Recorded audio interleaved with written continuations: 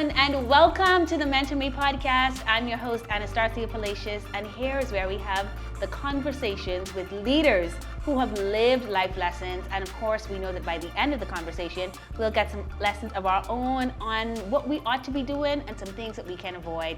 This is the space for transformation, and today we're so happy to have our guest with us. We are talking to the one and only Leslia Miller-Brice. Now, if you are here in the Bahamas, you are familiar with this phenomenal woman. You might remember her from her days of pageantry or even going all the way back to her days in national athletics. Since that time, she has helped to build several businesses throughout the country. And most recently, we know her because of her service to community by serving as the Member of Parliament for Seabreeze. In addition to that, she has served our nation as an ambassador to CARICOM. And as a result of her expertise and phenomenal work, we had some of the best independence celebrations we have ever had as a nation, including our very special 50th. Well, there's a journey that leads to all of that. And today we're going to be talking to her about it and learning some of the most pivotal moments in her life. Leslia, hello and welcome to Mentor Me. Wow, what an introduction. what a candidate for an introduction. Thank you. Thank you so much. Oh, and how could I forget to mention that this man, one good wife, and the mother of three beautiful kids. So she does it all, right? Whether it is serving the nation or serving in her home. And I just want to find out from you, Leslia, by beginning right away with one of the most important questions I think we think anyone can hear from us. And that is, has there ever been a moment before the glitz and the glamour, maybe in the middle of the glitz and the glamour, where you felt yourself struggling, where you felt yourself wondering if what you were doing in the present moment was actually going to lead you to the future that you hoped for? And if there was, what was that moment for you? There was a moment. Okay. There was a moment when I was broken. Okay. Now, I'm very active. 30,000 steps in Seabreeze every day. Track athlete. Always energetic, full of life. The life of the party. Yeah. But there was a moment when that stopped. Okay. And I can recall it was a Sunday morning. And I couldn't get up out of bed. As active as I always am, it was that moment. And the moment came because of me. The fault is not to be blamed on anyone else. But as I laid in that space, I realized that if I didn't start doing things differently, that I would lose someone that mattered to me a lot. Jesus. Okay, so this is a story we're gonna have to get into. I think that this is powerful to know that. And I love the way you frame that somebody as active as you are, as energetic as you are, always the life of the party, had this moment of feeling so distraught, so heartbroken. Yes. You used the word broken. And it was because of you. Because of me. So when the relationship, when they say, no, it ain't me, it's you, it really was you. It was me. It was me. All right, Leslia, so you are here in this moment. You don't want to get out of bed. You feel heartbroken, and you know that you have to change. This is powerful. If anybody has ever had a moment when they felt that they themselves needed to change, and/or, because sometimes we don't recognize it ourselves, that there was something that you were doing that wasn't going to lead you to the life that you wanted, y'all just let my sister know she's a lot alone. Type it in the chat so she can see it. And Leslia, I want to find out what happened after that moment. Like, what did you do? Because obviously you had a day, so something had to change. What happened? Grew up in a Christian home. No matter what time you came in on a Saturday night, my mom trained us. Sunday morning, you're going to church. Okay. So you could party all night, you could do whatever you want to do. So I never missed church on a Sunday. But this Sunday was different. This Sunday, now people say life was lifing. It was one of those Sundays. And It was only through God speaking to me Okay. and me taking a moment to listen. Mm-hmm. And in the stillness, I got up and I walked into my mom's room. Mm-hmm. And I realized that in order for something to change, I had to do something different. It just came over me. Okay. And I walked into her room, and I recalled one evening she was watching TV, and a service was on. And I remember a man was preaching, the waterfall was in the background, and I walked into her room. And I said, Mommy, I said, I'm not feeling myself. I said, I'm off. She said, I know. As mothers do. As mothers do. And I said, I'm not going to go to church with you this morning. I said, I need to be in a different space. And I told her, I said, you were watching TV the other night. I said, you and I ended up listening to a part of the message. I said, do you remember? I said, the waterfall is in the background. I said, where's that church? And she said, she said, it's not far from here. And so she directed me. And I found the strength immediately. I found the strength, not off my own. Yeah. It was God's strength. And I got dressed. I got my son dressed. And we walked into, I didn't know then, but it was Living Waters Kingdom Ministry. Wow. And I took a seat. And in that moment, I felt a calmness come over me. I can't say if you've ever had that experience, but I felt at peace. Okay. I walked into the atmosphere, and I'm a praise and worship girl. Listen, I started to clap. Don't ask me again where the strength came from, because I told you I was broken. I couldn't, heartbroken. And I got up and I started to clap and I started to dance, and it felt good. Yes. Apostle came on after the praise and worship, and in his message, he wrote that for me. Wow. That Sunday morning. Wow. What about the message made you feel like this message is for me? What did he say? One of the key things he said is that there are some things that are not going right in your life, and you're blaming others rather than taking responsibility. Throw the cards away. And you knew right then and there that was for you. And my antennas went up, and I started listening more intensely. And he said, there are some of you in this space, you know that you need a closer walk with God. You know that where you are, in order for things to change, you need a shift, but you're not moving. Girl, again, I get pissed. Don't you ruin my lashes now. I said, this message is for me. Wow. And in that moment, I began to thank God. And I just began to thank him for waking me up. Yes. Thank him for giving me the strength to get into an atmosphere of change, an atmosphere of transformation. Wow. And I knew right then that was where I needed to be. Okay, I want to put a pause on this. Because there's so many lessons for our audience that we want to just bring to their attention. I just love the fact that you said so much of it is not in your own strength. And I think sometimes we neglect the fact that we have the supernatural God who will give us what is necessary if we're willing to receive it. And that this happened in a space of brokenness for you, of heartbreak. And I think many of us go through these heavy seasons and we wonder, like, why is this happening?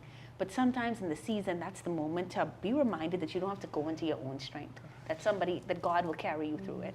And I just love that you said you went into a different atmosphere, right? And so this is for you. If you are looking to figure out, how can I have change in my life? I know something isn't right. I know something is shaken. Something doesn't feel good. To put yourself into a new space. Yes. And then what I love from this story is just hearing you talk about the sacrifice of praise, because that's what it is. Yes. To not feel in the mood, but to allow yourself and your body to experience worship is the sacrifice of praise. And for you, it was transformative. Now, I know the story doesn't end here. What happened after you were having this moment and this experience at this church? So there was an altar call. Okay. And I'm not a crybaby, but I walked up to that altar in tears. And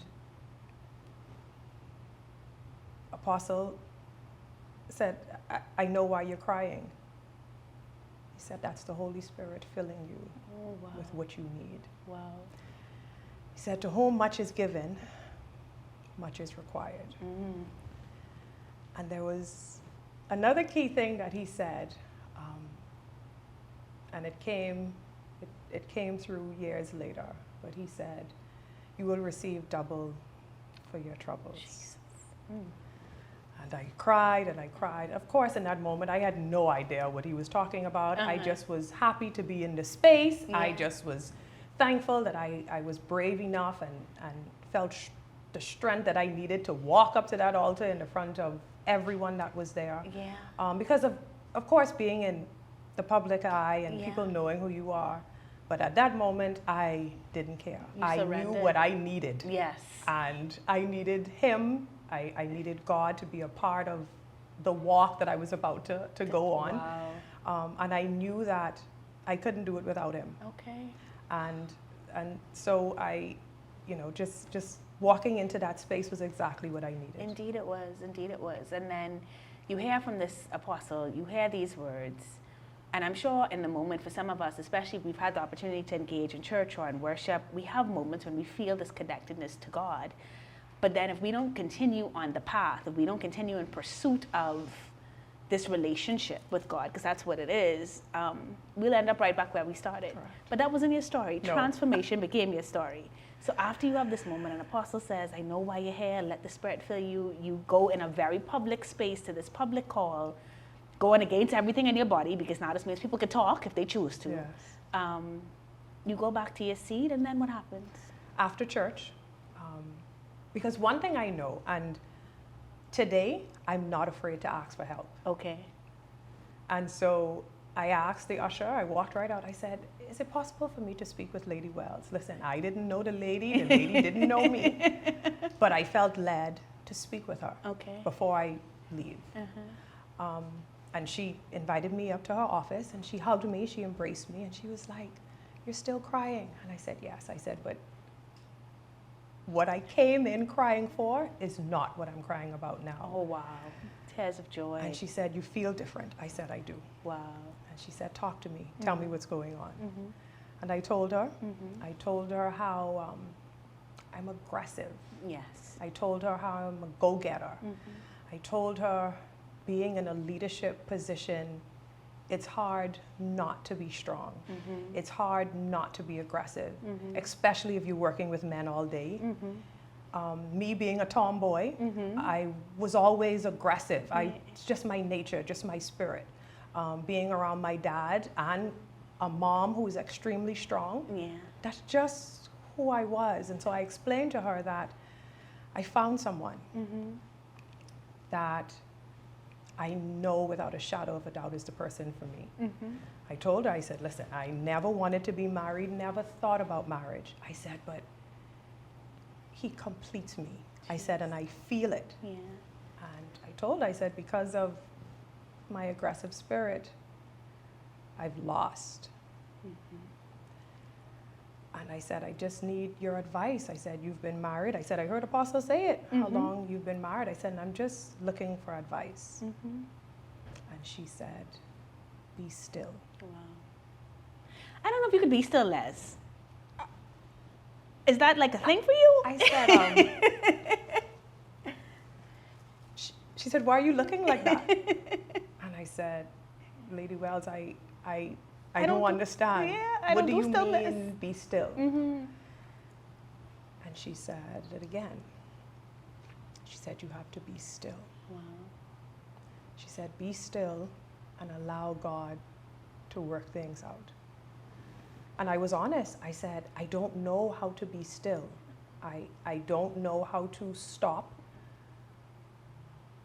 Because I'm a go-getter. I'm going to get it done. You give me a task, and I go. I go at 100 miles an hour. I can tell you that. I go. And she said, no. If you need something to change, you need to be still. Wow.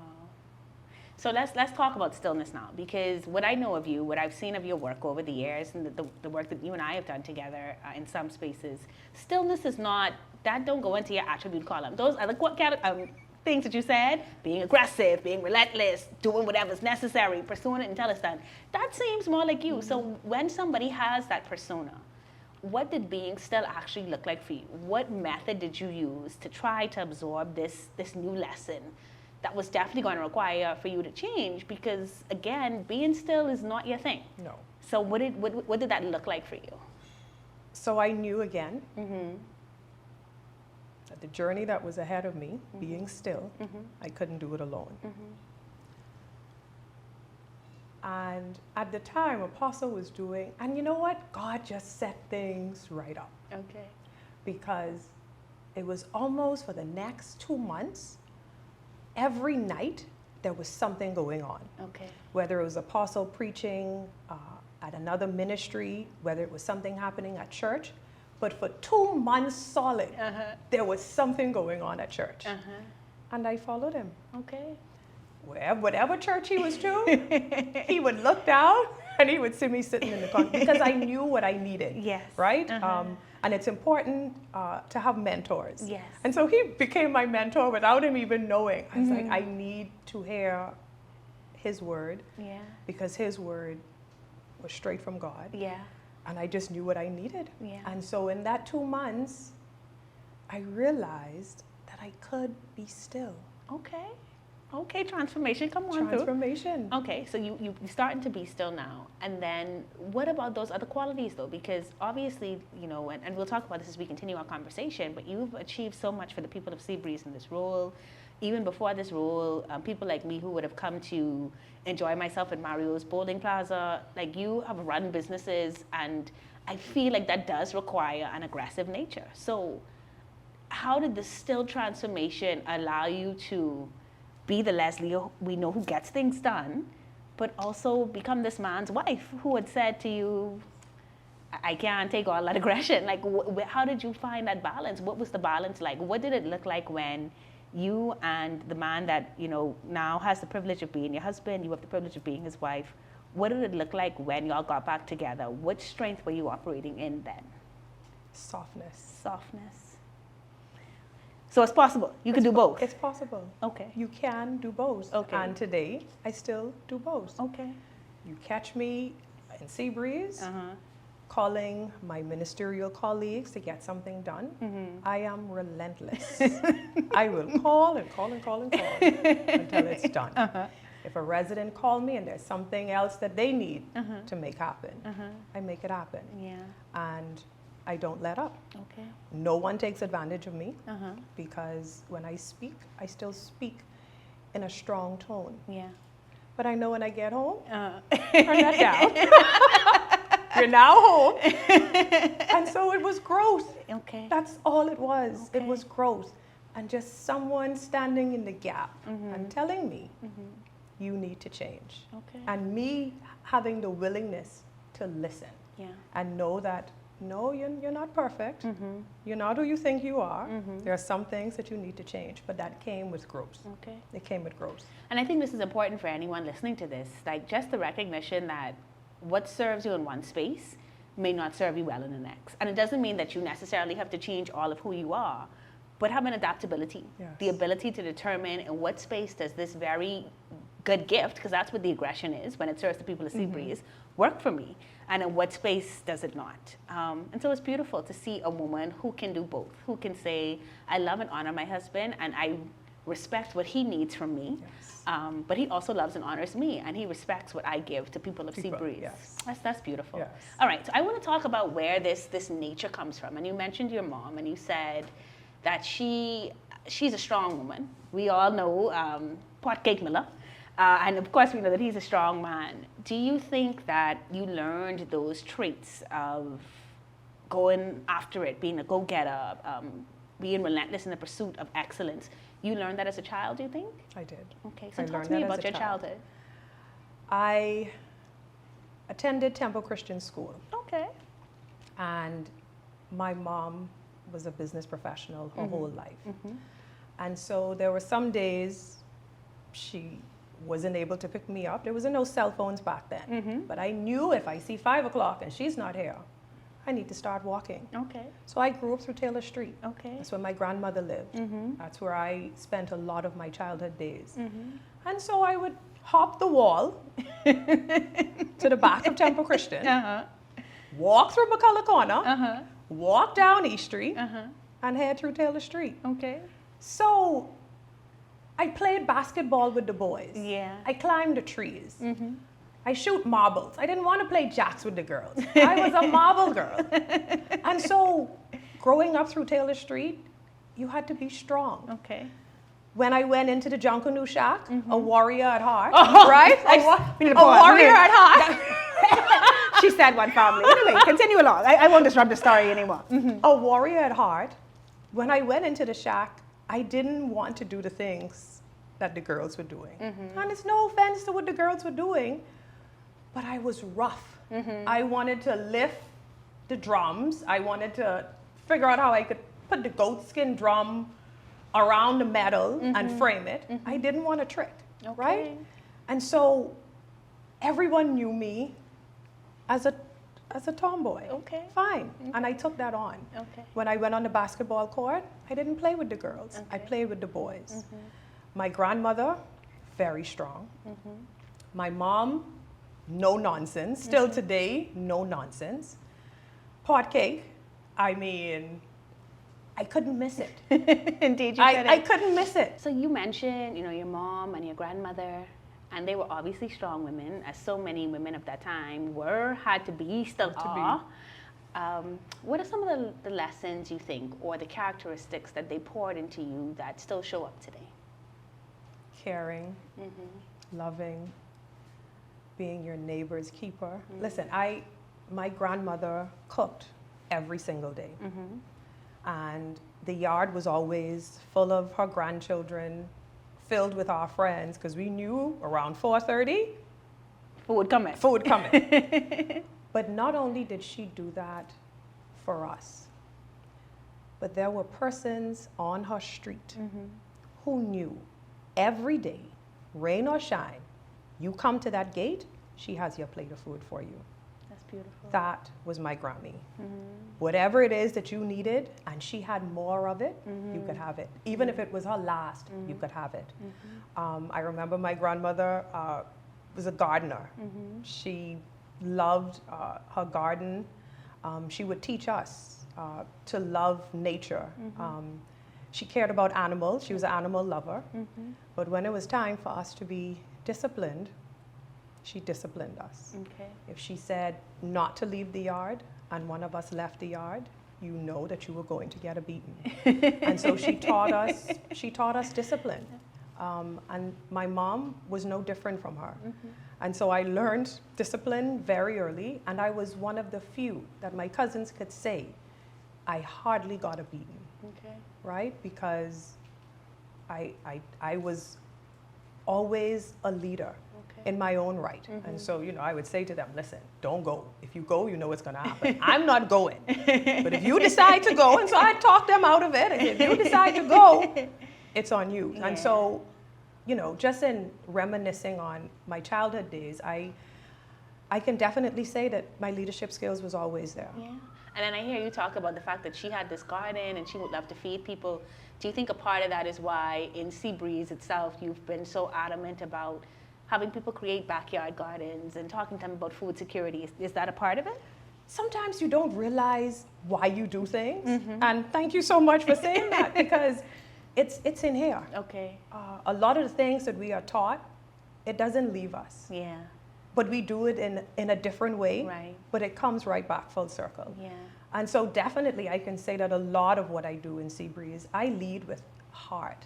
Like when I tell you I love the residents of Seabreeze,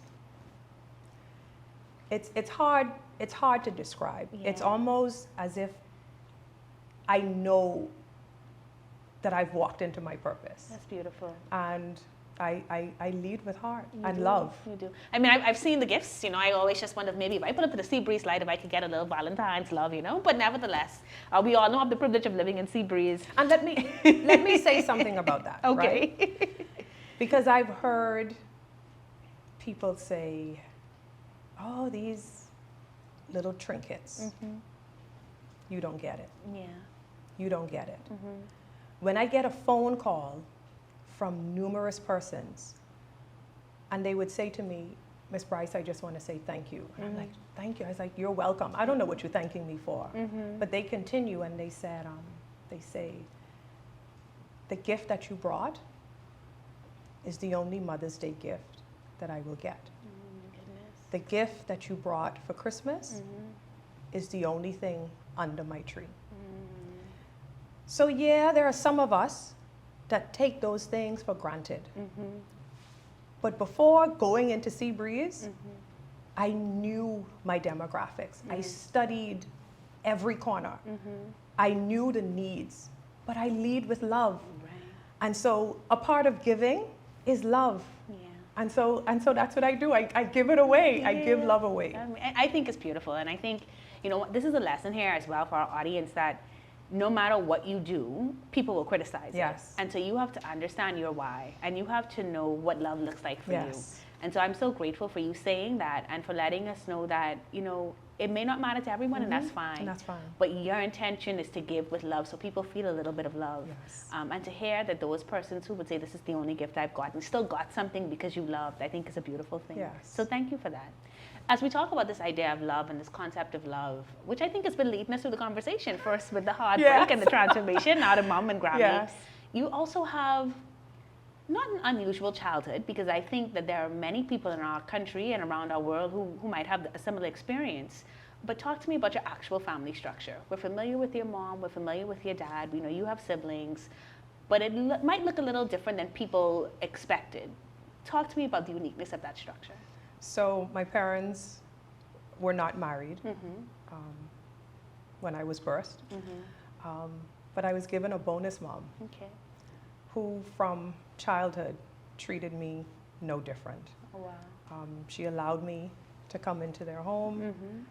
When we went on family trips, she would take me with her.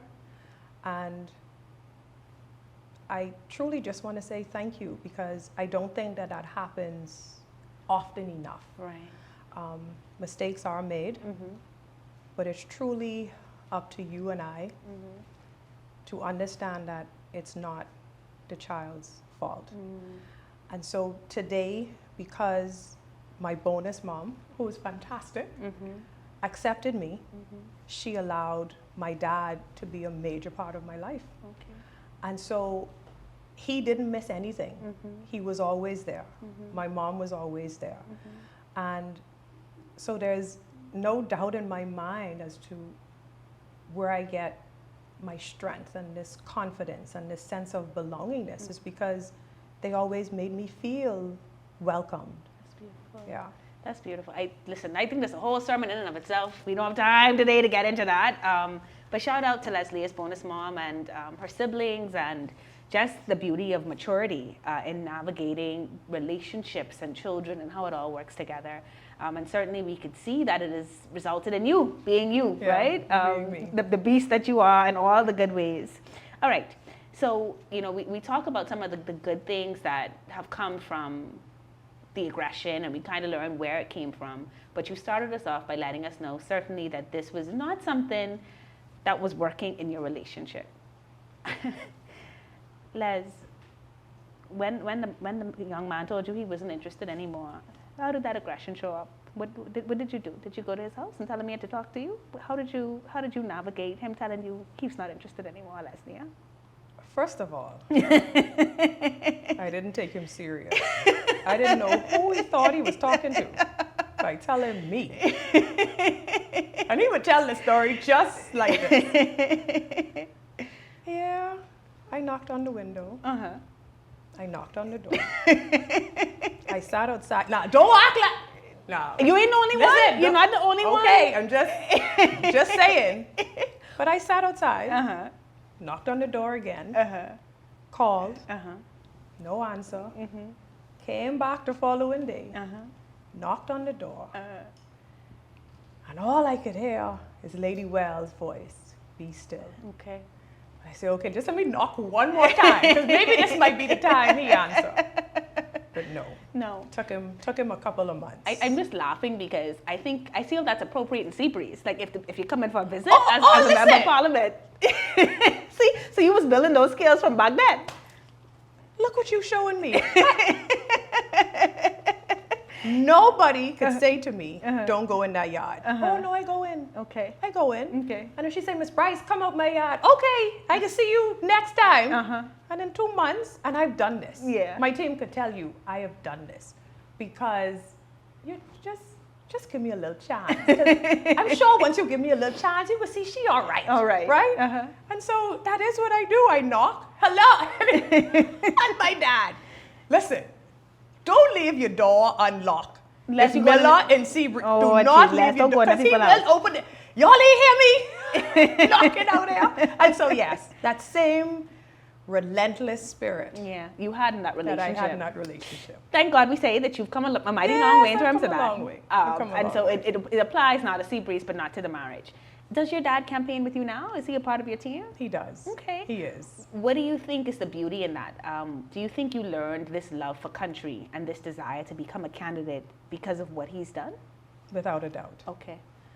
From a little girl, my dad's constituency ran from Blue Hill Road all the way to Gladstone Road. It's It was a big huge. constituency, yeah. And I remember on Saturdays, while everyone else was watching cartoons, laying off, enjoying themselves, or they have one day off, he would come and pick me up. And we would ride around his entire constituency for the whole day. He would stop the car at least 100 times, jump out, hug people, embrace them, blow the horn. How you doing? What you need? I can bring the tractor back. I can bring the bicycle back. Every single Saturday without fail. Rain or shine, that is what he did. In listening to him over the years, you would hear his passion for country. I campaigned with him throughout all of his elections, and he ran 6 times. Okay. He won 3 times, and he lost 3 times. And even when he lost, they didn't get rid of him because he was still back every Saturday. I said, Daddy, but you lost. Yeah, it's okay. But that person ain't gonna be here too long because I'm coming back. And just as he said it, So it was. so said, so done. Wow. He was back. And so I've heard him talk about his father Okay. and the love that his father had for country Okay. and all that our forefathers had to endure to get us to where we are today. And so he's always spoken about a love for country, a love for people, a love for wanting to see a prosperous Bahamas. And I am just walking in his footsteps. When you think about the country today, I've heard people that do not express those same sentiments. There seems to be, generally speaking, an apathy around voting, a context of people who seem disgruntled and maybe not even proud to be Bahamian. But I think certainly in the past 5 years, with the introduction of things like 2 for Today and even just online media, I remember the competition in the 50th anniversary celebrations that you led, and some great songs coming from that people would use on TikTok. And you see in these pockets, in these moments, people seem to be proud to be Bahamian. What would you say to someone who is questioning whether or not they should vote, and why that is a necessity to being proud to be Bahamian? As I walk in Seabreeze every day, as I answer the phone every day, if I engage a resident and I say, hey, are you registered? Oh, no, Miss Brice, I know if I get registered. Do you have any children? It's always my first question. Do you have any children? Yes, I do. You do? And you don't see why it's important for you to vote? And I would see the pause, because I don't think anyone would say that to someone, right? Because for me, I want you to think about what our future looks like. And I would say to them, it's not about me or you. It's about the next generation. It's about our children. And ensuring that what is left and what happens in our country today impacts and affects them. I would always say, to younger persons, if they say to me, Ms. Brice, no, I don't have any children, but I'm not sure. I'm not sure what's happening. I don't know if I want vote. My friends, telling me it doesn't make sense.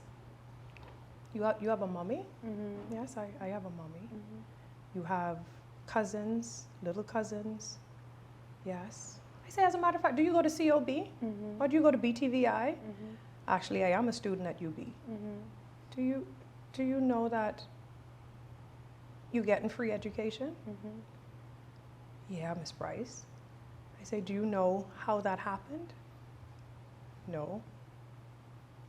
And we would sit down. Where is the porch? Listen, I sit on the bucket. People have photos of that. It doesn't matter to me because I need to speak to you and I need you to understand that you and I are no different. Mm-hmm. Yes, I am asking you for your vote, but at the end of the day, you and I are no different. Mm-hmm.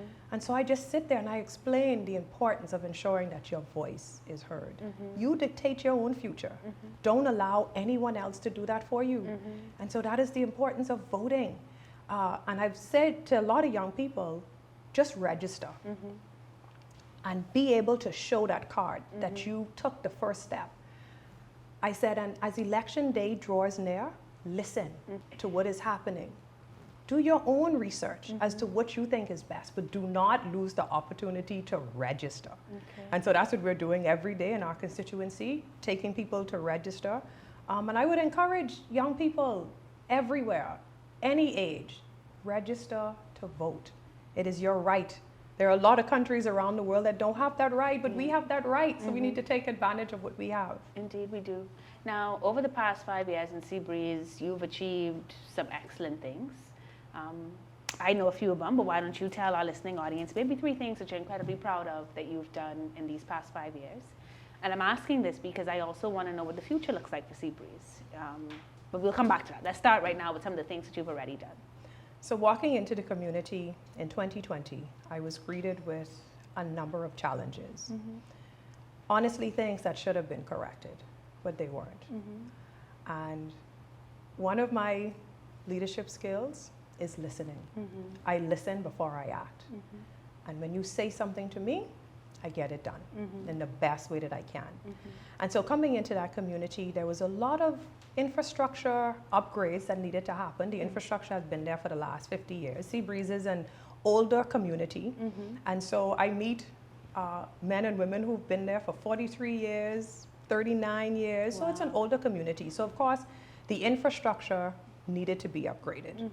I had parents who would have said to me as I went door to door in 2020, prior to the 2021 election, that the water flowing through their pipes were not flowing effectively. Okay. And they were having a number of challenges.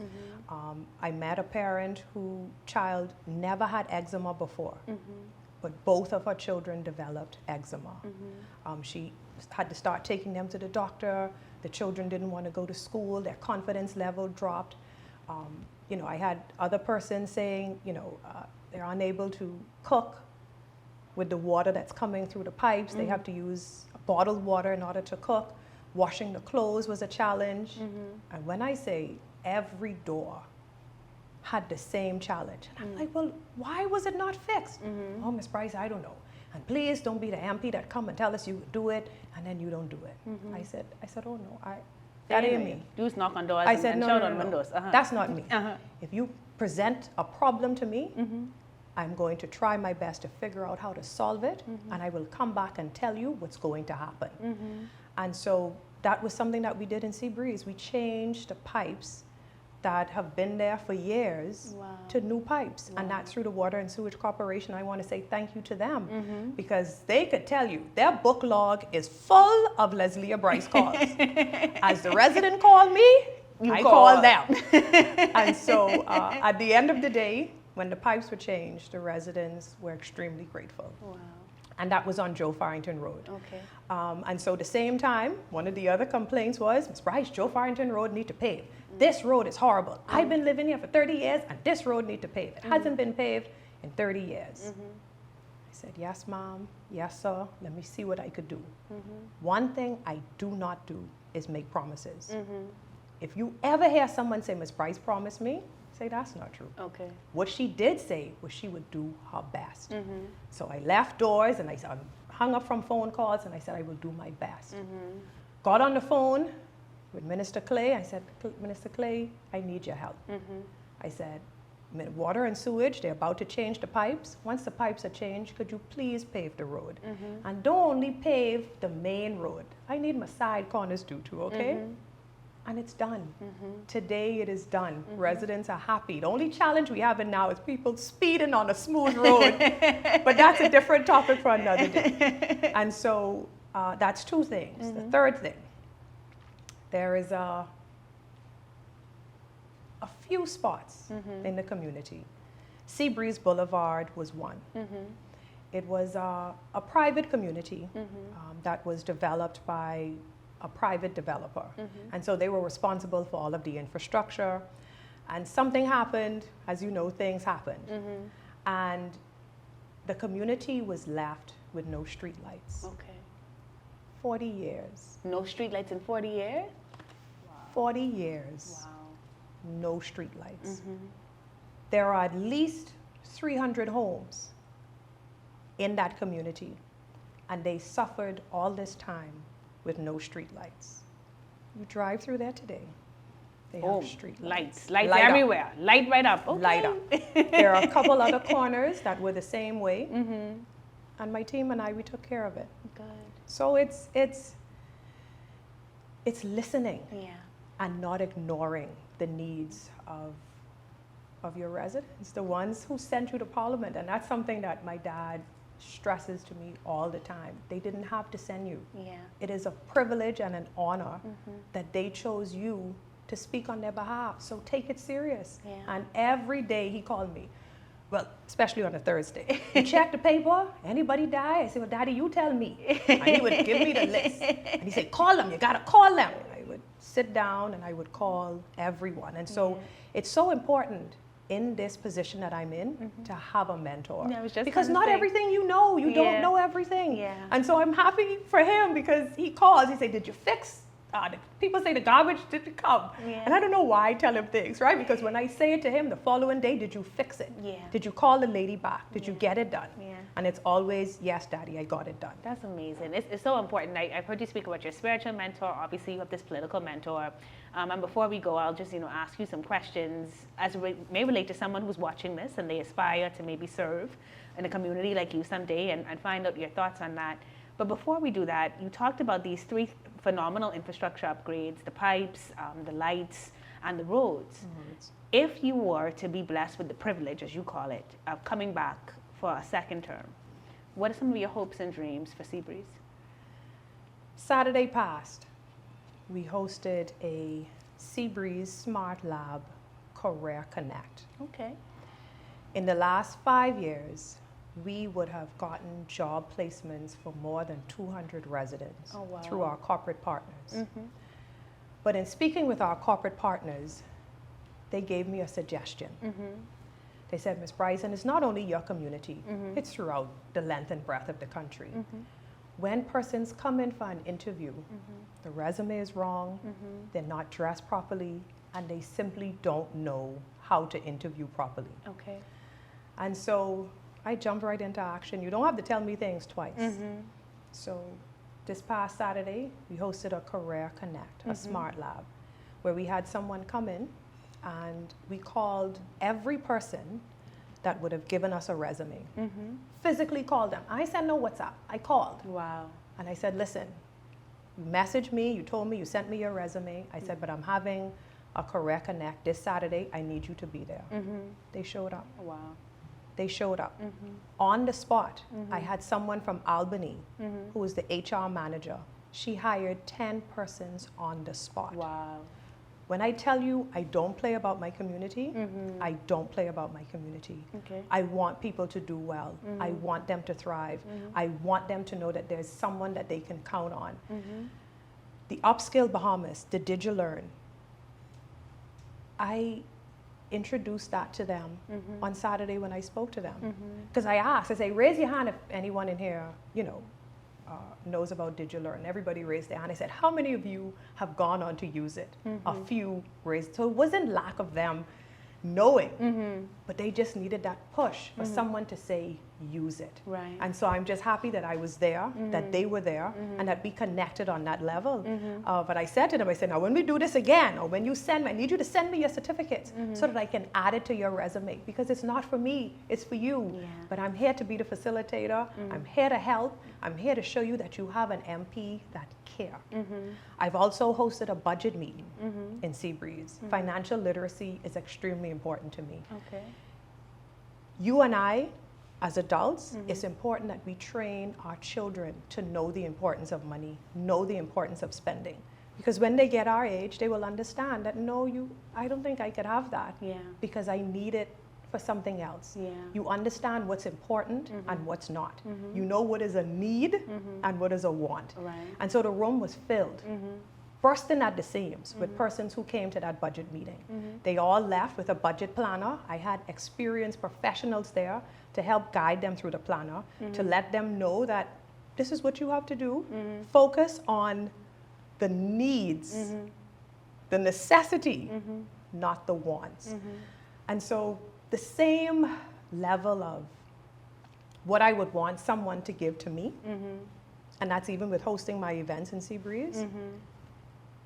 Whatever I want from my children, whatever I want you to gift to my child, is how I resonate in Seabreeze. I do it no different. Okay. I hold them at a very high standard. And so we can trust that if you are successful in your bid to serve these constituents again, that they can continue to see their opportunities for continuous education growing. Yes. Okay. Why the Progressive Liberal Party? Do you think seriously that you all have done enough in the last 5 years to warrant coming back again? The work doesn't stop. Okay. And we do not make apologies for asking for another 5 years to get the work done. Okay. It doesn't happen overnight. The way that we got this country, we were in a crisis. And I just want Bahamians to understand that. The country was in a crisis. And it takes more than 5 years to pull a country out of a crisis. But there has been progression. Okay. The same work that has been done in Seabreeze, I can say, I'm sure you can say, I'm sure some of our audience can say, it's happening throughout the length and breadth of this country. There are airports that have been renovated, some brand new airports that are going up. The tourist numbers, the highest that it has ever been under this government. The hospitals, the clinics, there are new clinics popping up almost on every family island. The family islands are now getting the attention that they have not gotten in many years. So there's infrastructure upgrades, there's road paving happening, there are water pipes that are being changed throughout our family of islands, and it's also happening here in New Providence. The opportunities that I see, my community is taking advantage of those opportunities.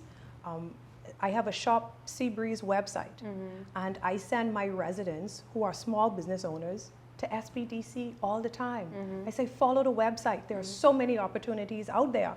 But us as a people, we have to want it, right? And we have to know that, that you can't depend on a government to just say, hey, here you go. There's some things that you have to work for. Okay. And so why the Progressive Liberal Party? Because we are the party of progress. You see it, you feel it. And I know that there are some critics that would say, oh, I see nothing. It's there. You can see it. Okay. If you say so, you know, we're going to allow the people to make that determination. But certainly, I think you've made a valid point as to the work that you have done in Seabreeze, and certainly that is happening around the country. And so we'll see whether or not people agree when the time should come. But we thank you for just sharing so much of your story today.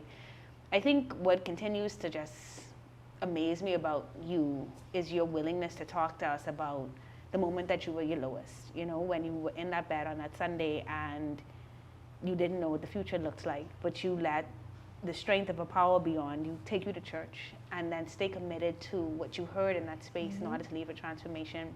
What advice would you give to a young woman who's watching this and maybe like you, she never thought she'd be married, but look at her, she's married now. You talked about Apostle saying that you get double for your trouble. You have twins. Yes. You have twins, and so twins and a son, so you have a beautiful family.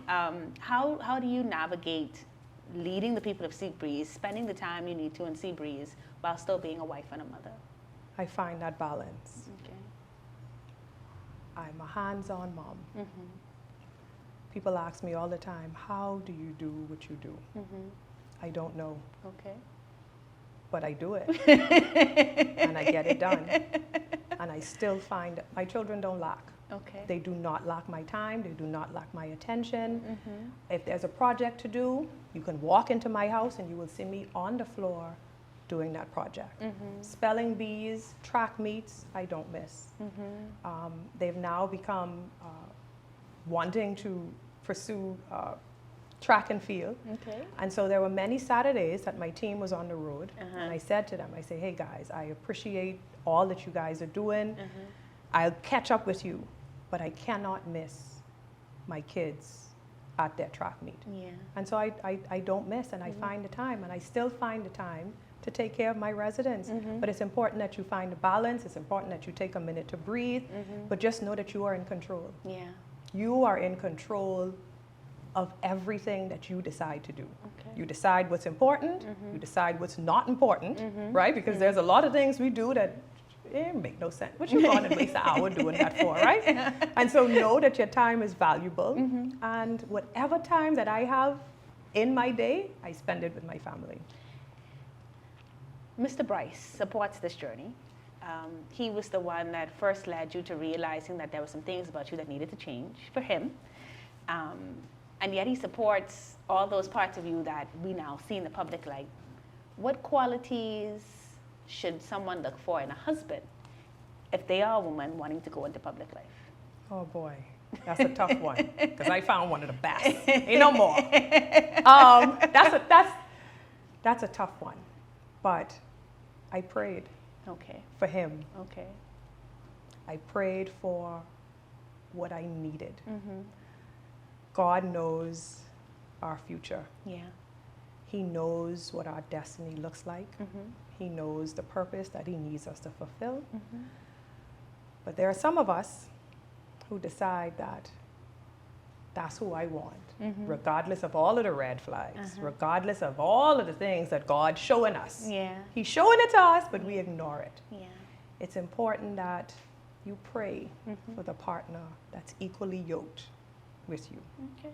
Because I'm aggressive and loud, and he is aggressive and soft, right? You ain't gonna hear him making no noise. But when it's time for him to stand up, he will do it. Yeah. And so it's just important that you find the right partner and don't ignore the red flags. Yeah.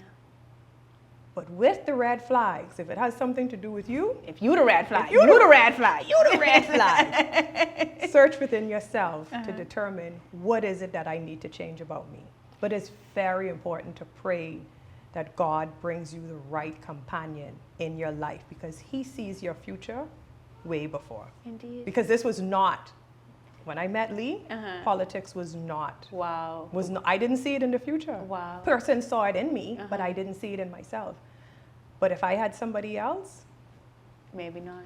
it would not have been working the way that it is. Wow. Leslie, this has been such a great conversation. I feel like, I've gotten to know you so much better, and our general public as well. Is faith still a part of your journey? Is it still keeping you firm? Is it still helping you to pursue all these avenues of your life as a wife, as a mother, as a politician? When we started the conversation, it was you going to Living Waters, hearing Apostle Wells, hearing Lady Wells tell you to be still, that led to the transformation of your character, the metamorphosis into a Leslia 2.0, the one that could handle being a member of parliament, but handle being a soft wife and balancing them both. How is faith navigating your journey now? It's at the forefront. Okay. Faith is in everything I do. I step out every day in faith. Every door that I knock on, I hope in, for the best, right? And so every day I step out on faith. I pray every morning before I leave the house that God would guide me, that He would be with me, not only with me, but there are some men and women that I didn't know for 10 years, I didn't know for 20 years, we didn't go to high school together, but they believe in me. Yeah. And so not only do I pray for me and my family, but I pray for them as well. Yeah. And I thank God that He has brought an amazing team into my life. I call them Team LB. They call themselves Team LB. And just one by one, you see persons, wanting to join the team. And they come with the same energy, the same kindness, the same grace, the same compassion. It is amazing, and we gel so well. The same team that I've had from 2020 is the same persons that are with me today. Wow. And so I thank God for them. Yeah. And every day I'm grateful. I'm So extremely Les, grateful. I got to ask this. I didn't plan to, but you brought it up, so now I have to ask this. I remember the 2020-2021 election cycle, and your team with the LB on, you all had on this beautiful royal blue. Royal blue had always been like a secondary color in what many people would call City of Gold, which was the Progressive Party's colors at the time. Since the team LB started rocking the blue, I've noticed a shift in what we're seeing from the Progressive Liberal Party now, and blue is more of the primary color with gold fading into the background. You think you had anything to do with that? Like how you feel, the LB blue played into what we now see from the Progressive Liberal Party? You heard what the name of our party is? Progressive. Okay. Right? I think I would have said earlier that I studied my community before going in there. I know the demographics, and I knew that they needed something fresh, Okay. something different. Okay. When I walked to their door, I didn't want them to judge me before listening. Okay. And so I got some advice, and I say, hey, what do you think about my team going in blue? I say, try it, it can't hurt. And we tried it, and people would be, who that is? And I just would say, Leslia, right? Because I need you to open the door first. And then I would say, I'm here on behalf of the Progressive Liberal Party. I am their standard bearer for your community. And I just came to introduce myself. Yeah. I say, yeah, I got you. And they would laugh, right? Because I'm that person now. I go hug you. Yeah. I'm going to embrace you. And I'm going to break the ice. That's me. I have no challenge going to any door. Because my personality comes out, I can love upon you. Yeah. And so, some persons may not have opened it, but the blue softened it a little bit. And so, yeah, the party is progressive. Yeah. And let's embrace what it is that we need for this time. Okay. All right. Well said. So we do have one final question before we wrap up our conversation today with the Honorable Leslia Miller-Brice. It has been absolutely rewarding, and I hope that in this mentor me moment that you've pulled so much. I know that I have, whether it's the idea that you need to move into a new space, you need to be still enough to hear the voice of God, that change is possible if you're willing to acknowledge where you fall short, just listening to the right people and having those right mentors, whether it's spiritually or career-wise, both of which she had. But I do have one question from a young lady that wants to learn more about how she can grow into becoming the best version of herself. So here is that question now. Hello, my name is Cairo Palacios, and I am 8 years old. And I want to know, what do kids my age have to start doing in order for them to grow up and make a difference? Well, it's nice to meet you, 8-year-old Cairo. And it's a pleasure to be here with you. And thank you so much for such an amazing question. Not Thank long you. ago, I was just like you. A little girl with big dreams, but no plan, right? Because we depend on our parents at your age. And so I just want to encourage you to always do your best, to always be kind, to always show love, to always be a leader. Whenever you're in a space and you see that something isn't right, always speak up. And it's okay to speak up. I always want you to be brave, because that's what leaders do. Just the fact that you're sitting here with me right now and you ask me such a hard question, it shows your bravery. And so I just want you to know that I'm extremely proud of you, and always continue to use your gifts and your talents, because God is going to take you far. Thank you so much, and happy Easter. Happy Easter to you too. Any final words that you want to leave with our audience today? Just be you. Okay. Be the best version of yourself. It makes no sense you trying to be somebody else, because that's not who God created you to be. Walk in your purpose. Pray about your purpose, because I know that I found mine, and I am loving it. So that is my only advice to persons. Don't look left, don't look right, stay in your lane and follow your purpose. I love it. And I want to just add to that as we close out, that purpose takes shape over time. The Leslia who walked into living waters and the Leslia that we see today, I think, are evolved Leslias. I wouldn't say they're two different people, because certainly some of the same qualities that led you there, the ability to be relentless, to be determined, to be aggressive, to speak up, those are the things that make you the best member of parliament that you could be. But you also had to grow. You had to recognize where to channel that, and that guidance, that facilitation came with surrender, it came with personal sacrifice, and it came with doing something differently. So thank you for sharing your story with us, thank you for being vulnerable with us, and thank you for what I hope will be a mentorship moment for many. We appreciate you being here. Thank you for having me. You're very welcome. It was absolutely our pleasure. You've been watching Mentor Me with our phenomenal guest, Leslia Miller-Brice. If you enjoyed this episode, tell a friend, text a friend, share the link with someone. Make sure that they can see the transformation happens the moment you put yourself in the space for it to happen. And that purpose is right exactly where you need to be once you are still. I'm Anastasia Palacios. Until next time.